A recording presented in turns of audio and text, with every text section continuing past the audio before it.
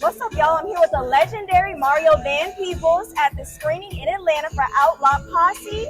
So I know you and your father played together in the original Posse, and now you're playing alongside Mandela. So why is it so important to keep that same family dynamic going? That's a great question. You know, one of the things that happens in Outlaw Posse is before women could vote, there were badass sisters like Stagecoach Mary. And Stagecoach Mary had her own stagecoach. She had a big old shotgun, a cigar, and she ran a lineup through Montana for the U.S. Postal Service.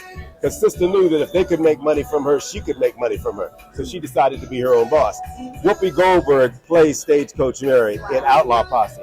And one of the things she says when my son and I both have to catch a ride with her, she looks at my son and she says, "You know, boy, you're lucky." He's like, "Why?"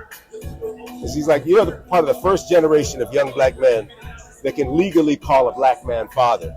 Because until 1863, the Emancipation Proclamation, you were not allowed legally to be a black father. That's right.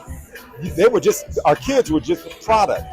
And the slave owner would deliberately sell the dad away and keep the mom there to take care of the product.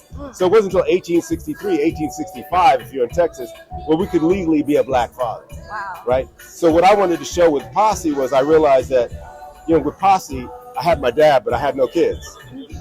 And now with Outlaw Posse, I have my kids, but I didn't have my dad. So I wanted to be the connective tissue to show that we love being fathers, that we love teaching fathers, that we love bringing an uncut word of who we are by people who live who we are without taking the studio money and saying, this is the real deal.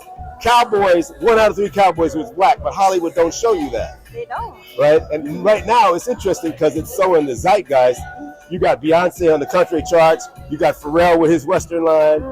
You know, I did this 30 years ago, so I'm not new to this. I'm true to this. Right? Okay. So this ain't no cosplay. We were the 44 settlers of Los Angeles, 26 were African American. But most of us don't know that. At the end of Outlaw Posse, you see the real pictures of who we're playing. I love it's that. a mind blower because you're like, wow, we were really there. So part of why I wanted to do it was to show our history in it, but also to show our legacy just in terms of now we're getting our father game on, and you got black men who love being dads. I love that. I know you spoke about the history and that father-son connection. What other message do you want the audience to get from it? I think there's a lot of good messaging in here. Like one of the things that comes up is that we're after some gold in the movie because it's a Western. You know, you got to be after some gold. Exactly. But what you find out is the gold is reparations gold.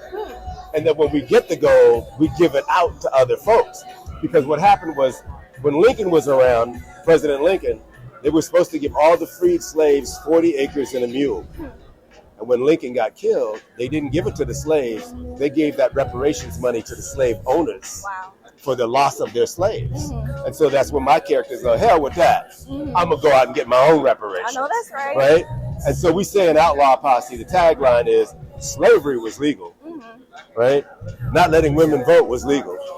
Jim Crow was legal. So when the laws are unjust, sometimes the just are going to be outlaws. I love That's that. how we get the name Outlaw Posse. I love that. Yeah. So make sure you guys check out Outlaw Posse. March 1st. March 1st. Yeah. Thank you.